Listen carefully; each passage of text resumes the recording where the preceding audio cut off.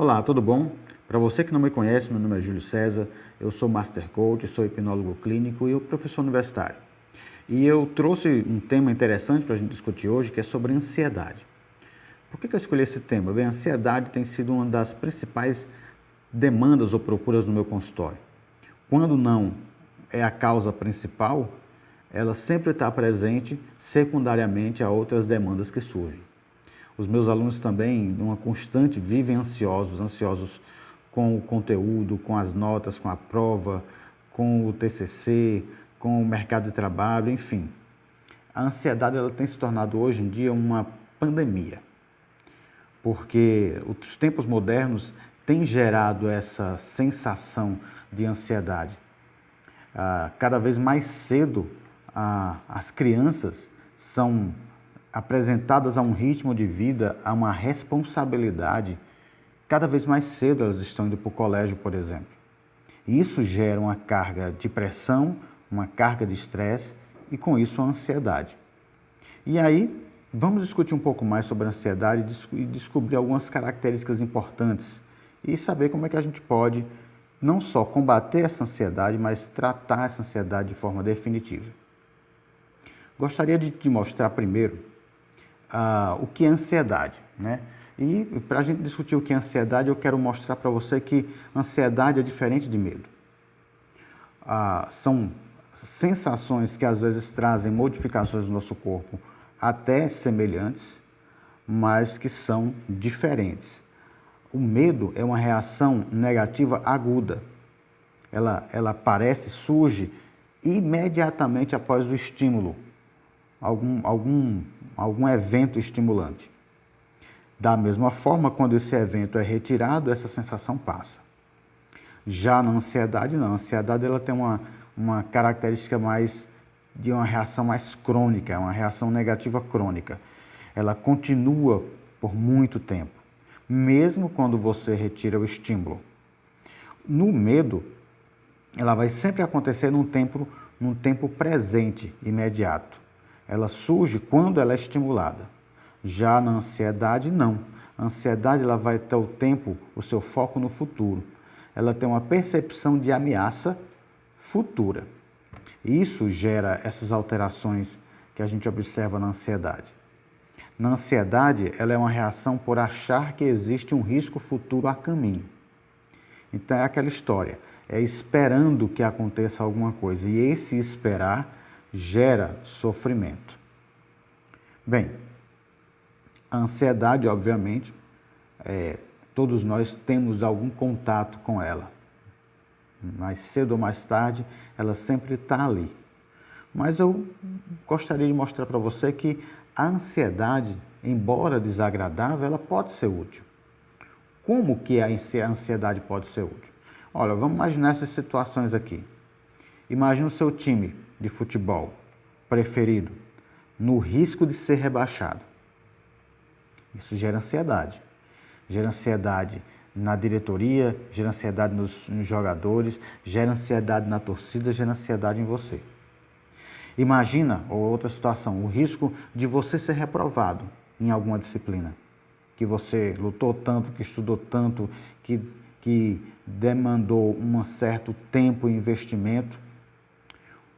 E na crise que a gente vive hoje em dia, imagina o risco de ser demitido. O que é que vai acontecer em cada situação dessa que pode ser útil? A ansiedade gerada diante de cada desafio desse pode funcionar como um mecanismo de defesa e estimular as pessoas a procurar novos caminhos. Essa ansiedade gerada nesses contextos vai permitir o planejamento de novos comportamentos.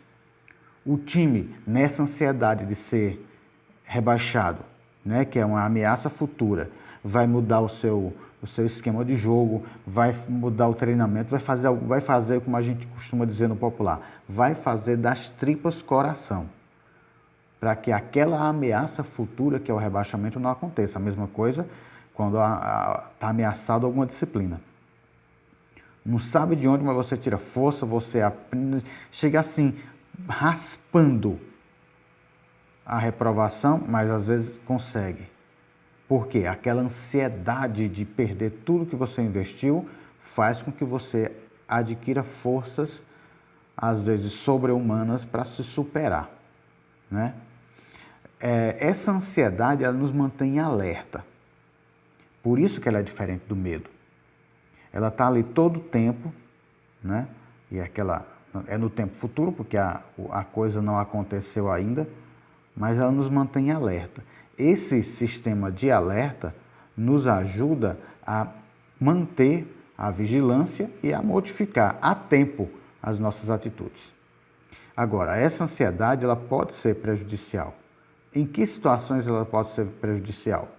Quando ela começa a ser desproporcional à sua causa. Quando ela começa a prejudicar, por exemplo, o bom funcionamento do seu dia a dia, da sua profissão, da sua vida. Como que ela pode ser desproporcional? Tendo as consequências desproporcionais, impedindo que você tenha satisfação na vida. Quando ela começa a impedir que a sua vida seja normal, aí você pode classificar essa ansiedade como patológica e aí chamá-la de transtorno de ansiedade. Logo, ter ansiedade não é coisa do outro mundo. A ansiedade é algo normal. Mas quando essa ansiedade, ela atrapalha o seu dia a dia, ela impede a sua satisfação de vida, interfere no seu trabalho, interfere na sua vida, aí sim, ela passa a ser patológica e a gente chama de transtorno de ansiedade. O transtorno de ansiedade é muito comum em todo o mundo. Na verdade, é uma pandemia. Né? Em todo o mundo, você encontra altos níveis de ansiedade. As últimas pesquisas mostram que cerca de 7% da população mundial sofre de transtorno de ansiedade, que é o modo patológico dessa ansiedade agir na vida do ser humano. E qual é a grande... Deixa eu botar para cá para a gente ver melhor. E qual é o grande vilão, o grande problema dessa ansiedade patológica? É porque o nosso inconsciente, ele não consegue distinguir o real do imaginário. Quando a gente imagina em uma ameaça futura, o nosso inconsciente ele não consegue distinguir que aquilo é apenas uma suposição, que é apenas uma ideia, uma possibilidade que pode vir a acontecer. O nosso inconsciente ele reage como se fosse real e aí ele modifica a nossa fisiologia. Então, essa modificação da fisiologia é que traz o sofrimento psíquico, é que traz os danos e os sintomas assim da ansiedade. Bem, a quinta edição do Manual Diagnóstico Estatístico de Transtornos Mentais, o famoso DSM-5, ele classifica esses transtornos em 7, certo? Ele vai chamar de transtorno do pânico, são 7 modalidades de ansiedade, certo? Ele pode ser transtorno do pânico, pode ser transtorno de ansiedade social. Esse transtorno de ansiedade social é a antiga fobia social. Fobias específicas a eventos, agorafobia, transtorno de ansiedade generalizada, transtorno de ansiedade de separação e mutismo seletivo. Bem, dessa gama, todas elas têm um componente em comum. É o foco no futuro, o foco em algo que pode vir a acontecer. E na programação neurolinguística nós temos uma explicação para isso. A gente chama de alucinação. A nossa mente, ela alucina, ela cria uma fantasia e essa fantasia para o inconsciente é real. E aí nós passamos a produzir um neurohormônio chamado DMT, dimetiltriptamina, que dá a sensação de realidade. Então, acabamos sofrendo mesmo, fisicamente, por coisas que ainda nem aconteceram e provavelmente não vão acontecer. Você já parou para pensar as coisas que você tem ansiedade? Quais realmente aconteceram exatamente como você estava temendo? Se você fizer uma estatística bem realista, você vai perceber que quase que 98% das coisas que você estava ansioso por acontecer não aconteceram na realidade. Mas o nosso corpo e a nossa mente acaba sofrendo como se tivesse acontecido ou fosse acontecer aquilo na real, né? Quais são os principais sintomas dessa ansiedade? Bem, essa ansiedade ela vai atingir sintomas emocionais, vai gerar sintomas emocionais, vai trazer sintomas cognitivos e sintomas comportamentais. Dos sintomas emocionais vai surgir nervosismo, né? Esse nervosismo é para ações do dia a dia, o indivíduo fica em alerta todo o tempo, fica apreensivo, isso demanda um gasto de energia psíquica muito grande e vive assustado, porque como ele espera o pior do futuro, ele vive assustado, qualquer evento já o tira totalmente do controle, tá certo? Outro tipo de sintoma bastante comum são os sintomas cognitivos. Dos sintomas cognitivos, o receio de perder o controle, né, de quando essa situação que ele está esperando chegar, o indivíduo ele tem medo de perder o controle da situação e de sofrer algum dano, né? Dano físico, muitas vezes, dano material. E dentro desse grupo de sintomas também temos os sintomas comportamentais. Dos sintomas comportamentais são afastamento de situações ameaçadoras. Então, como o indivíduo ele vive com esse medo, eu vou usar medo aqui, mas com esse receio do futuro, com a sensação de que algo ainda vai acontecer, isso impede que ele faça ações concretas no agora, no aqui e agora. Porque ele acaba se afastando de situações que para ele podem ser ameaçadoras daquele medo ser realidade. Então isso gera muita procrastinação. Isso gera o adiamento, o deixar para depois, o evitar fazer as coisas que precisam ser feitas por conta desse sintoma comportamental que é gerado pela ansiedade. Também gera agitação física, porque o indivíduo ele fica em alerta todo o tempo. E esse comportamento de alerta o faz ficar agitado fisicamente. Bem, para quase concluir, quero te mostrar aqui quais são as principais causas que podem gerar esses transtornos de ansiedade. Bem, existem pesquisas que mostram que existe um componente genético que pode influenciar como um fator para que o indivíduo gere ansiedade. Não significa que, porque existem casos de ansiedade na família, ele terá que ser ansioso. Mas isso gera uma predisposição que vem a colaborar com o segundo ponto, que seria as interações sociais. As pessoas com que ele convive. Se são ansiosas, ele acaba se conectando com a ansiedade dessas pessoas e também gerando ansiedade. A cultura, não só a cultura do local onde ele mora, da cidade, do país, mas a cultura, por exemplo, da empresa. Se é uma empresa que gera ansiedade, que a ansiedade é algo que permeia aquele grupo, ele acaba entrando também em sintonia com aquela cultura e gerando ansiedade, né? O nosso corpo ele tem uma tendência à homeostase. Ele não entende muito bem o que é bom e o que é ruim. Ele sabe que é o equilíbrio e o que é legal.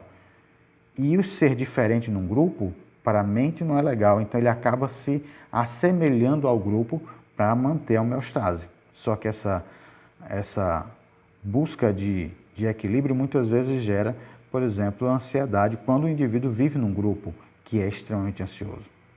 Eventos traumáticos também podem gerar ansiedade, porque o indivíduo vive na espera ou no temor que aquilo volte a acontecer. E o uso de drogas também gera transtornos de ansiedade. Os tratamentos disponíveis, bem,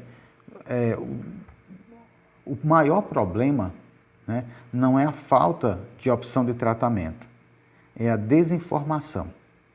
Então, o tratamento medicamentoso talvez seja o mais conhecido.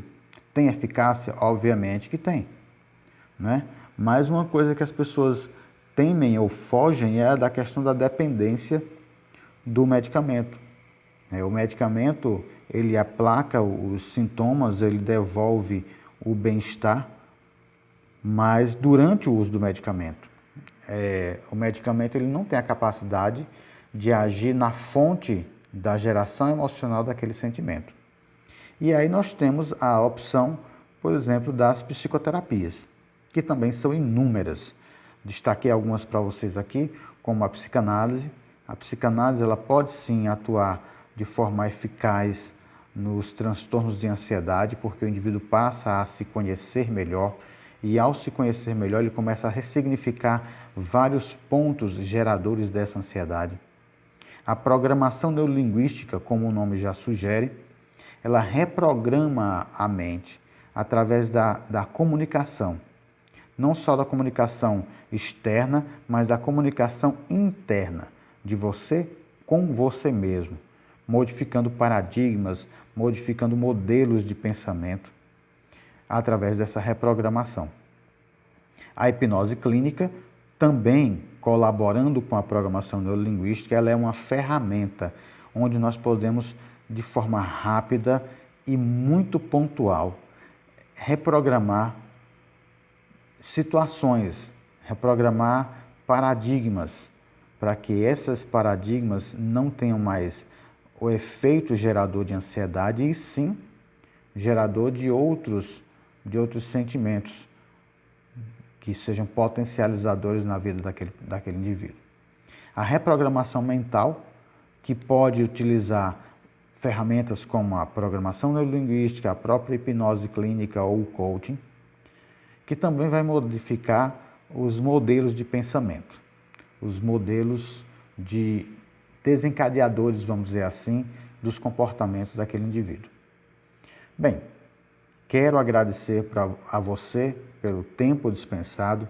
Espero ter esclarecido para você um pouco mais sobre ansiedade e para que você entenda que a ansiedade até certo ponto é benéfica, porque ela nos mantém em movimento, mas quando essa ansiedade começa a nos atrapalhar no rendimento, começa a atrapalhar as pessoas que estão ao nosso redor e nos impedem de atingir os nossos sonhos, ela precisa ser tratada.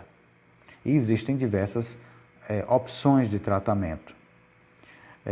Gostaria de, mais uma vez, ser grato a você pelo tempo dispensado, pedir que você curta esse vídeo para que ele fique bem posicionado aqui no YouTube, no Facebook e ajude mais pessoas a encontrar esse vídeo e conhecerem um pouquinho mais sobre a ansiedade e terem a oportunidade de se tratar.